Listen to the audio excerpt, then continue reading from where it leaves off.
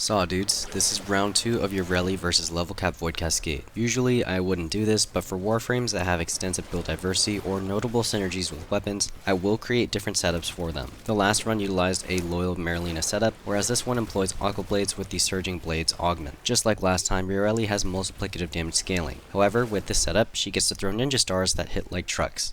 Let's get started. The Yareli build on screen was featured in the dedicated build video, and just like the last level cap showcase, utilizes Roar as the helmet ability. In this case, it's placed over Riptide as it offers little to no use against Eximus units. This is a mecha setup that leverages /proc spreading, so Mecha Empowered is used in the aura slot. Power Drift is used to increase ability strength alongside Transient Fortitude and Precision Intensify. The latter only increases the ability strength of Roar, but allows for much better dot scaling. Mecha Pulse is used to strengthen the effect of the mecha set. Equilibrium helps maintain energy economy. Narrow-Minded drastically increases ability duration to allow Surging Blades to scale for longer and reduce the need to recast Roar. Fast Deflection was used to decrease shield recharge delay and increase shield recharge rate for passive shield gaining. However, you may want to use Rolling Guard depending on your playstyle. Then we have the two augments for the build, Loyal Mecha and Surging Blades. Surging Blades is an augment for Aqua Blades that allows her to recast the ability while active to throw a single piercing blade, dealing damage and a guaranteed slash status proc in a small radius. The bubble's damage accumulates when any Aqua Blade directly hits an enemy. The thrown bubble has infinite body punch through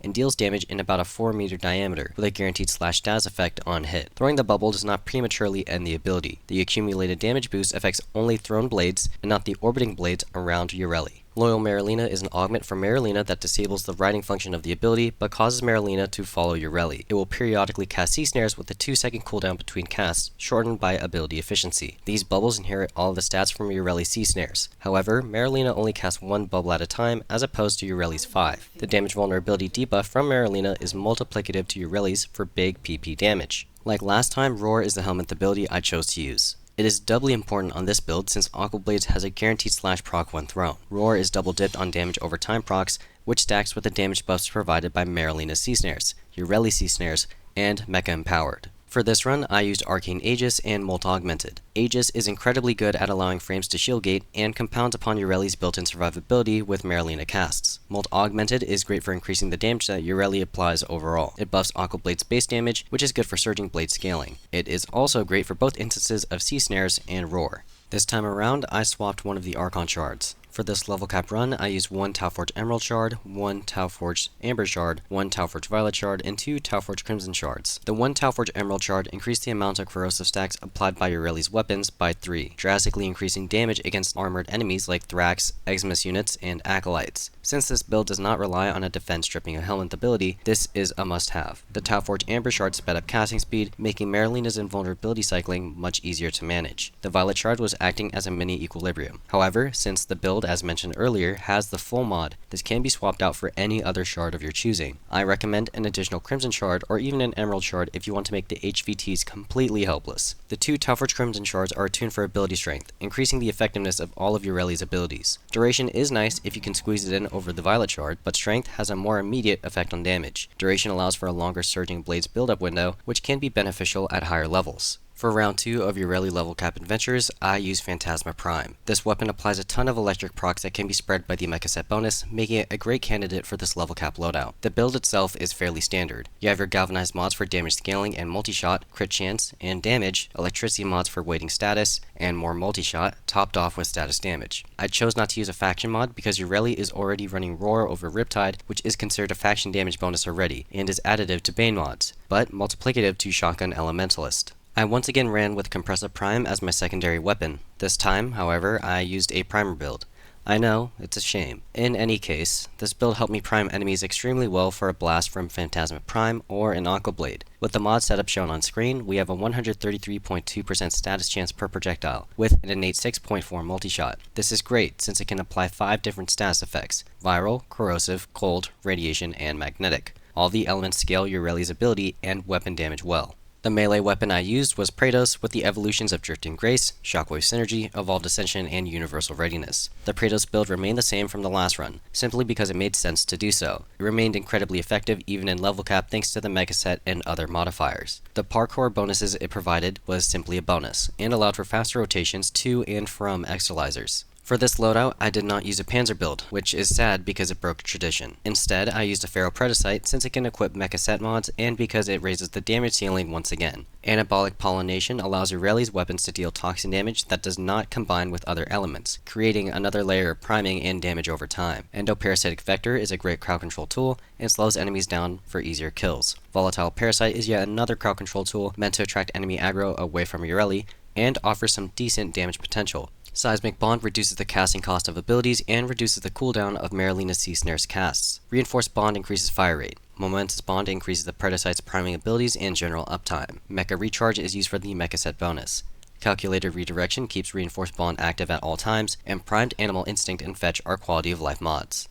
The Claw build is generally the same as what I would use on my Panzer, but with several small tweaks. Balanced Posture allows for even priming crowd control. Bite increases crit chance and damage, and Hunter Synergy increases crit chance based on the primary weapon stats. Maul increases base damage. Mecha Overdrive is used for the Mecha Set bonus. Radon Claws applies radiation procs for more crowd control, and Chilling Claws does more of the same. Chilling Claws does not override combined elemental damage, so this combo works. Bellringer applies impact procs, and Magnetic Strike applies magnetic procs. As usual, I use Madurai as my focus school. Void Strike and Void Fuel were used to kill Thrax units with my amp more easily. Phoenix Talons doesn't get much use here. At most, it will increase the damage that Praedos deals. It does not increase the slash damage applied by Aqua Blades though. Power Transfer sped up casting animations, speeding up Marilina's invulnerability gate cycle, and the rate at which Yareli can sling Aqua Blades with her augment. Sling Strength provided even more ability strength for Sea Snares, Low Marilina, Aqua Blades, and Roar. The amp I used was the standard 147, also known as the Certus Brace, Rat Black Prism, and Fat Scaffold. This is the amp I always use, and I recommend you use this when you first try out Level Cap. Other configurations may be okay, but they do not output the same amount of damage. I use Magus Cloud, Magus Lockdown, Eternal Eradicate, and Eternal Onslaught as my operator arcanes. Let's talk about the Level Cap adventures again. This run was a lot better than the first, which can be attributed to the practice that I had with Yareli. My casting time for Marilina was much better, and I felt like I could cycle through enemy attacks without much assistance from passive shield gating. To be honest, I thought Surging Blades would be a joke, but with the Mecha Set, it was pretty insane.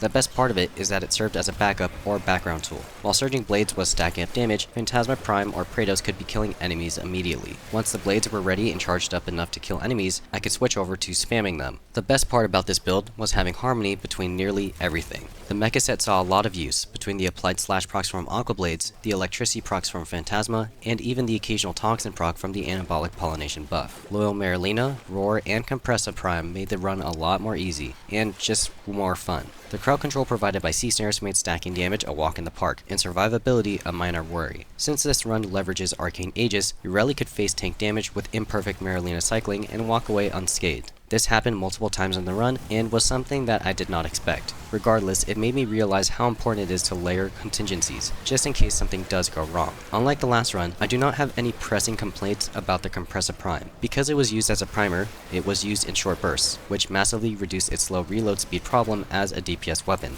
I hate to say it, but priming with it just feels better, and made every part of the build feel just nicer to run. There are some very minor gripes that I have with this loadout, namely how the Surging Blades augment works. While the augment itself is pretty strong, I felt that the damage ramp up was slow, and that's done on purpose. The damage increase on hit with any Aqua Blade is fixed at 10%, and is unaffected by ability strength. This is a massive bummer. While ability strength does increase the base damage of Aqua Blades for a greater effect, it makes scaling it more difficult than it should be. In a future update, I hope DE fixes this. I would be happy with a slight base nerf, like lowering the initial growth to 8%, if it meant that the stats scaled with the modding section. I would have also liked to see the throwing animation be ditched entirely, and be a one-handed action. That would allow Yareli players to be a caster weapon platform hybrid. It would still require skill, but it would be such a cool strat to use. Those are my two issues with this loadout, and it's now become my favorite. It's stupid fun and gets the job done. Now, can I still recommend Yareli Prime? Yes, everything that I said about her in the last video still stands. She has great build diversity that's hard to come by, and her level cap prowess is hard to deny. Of course, she does take some investment, but compared to some other frames, it's relatively low. I find her playstyle to be a breath of fresh air, and while it does have some kinks, it's not a deal breaker in the slightest. If you're still undecided about Yareli Prime from the previous video, I hope this helps you make a decision to build and invest in her. She won't let you down. If you want to chew bubblegum and kick some ass in a whimsical anime girl style, Yareli is your best bet.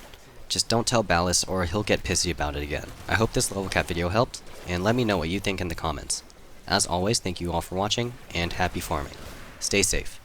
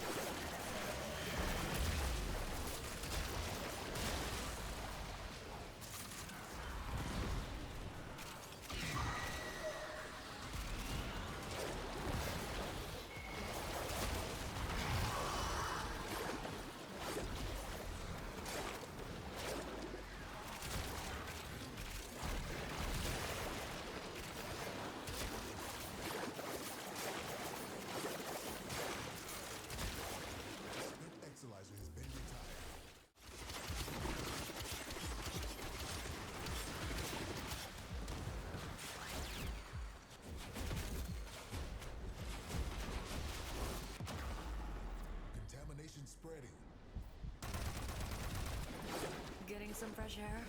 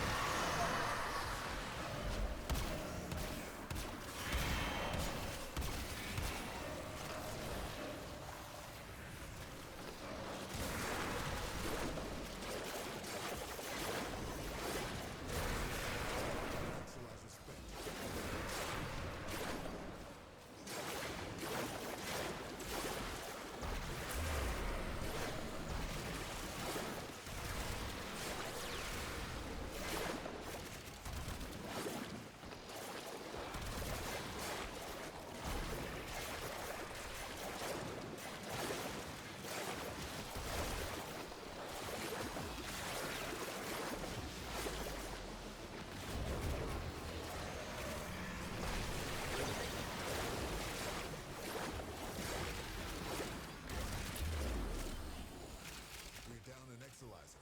Working on backup. And so we learn the importance of clarity.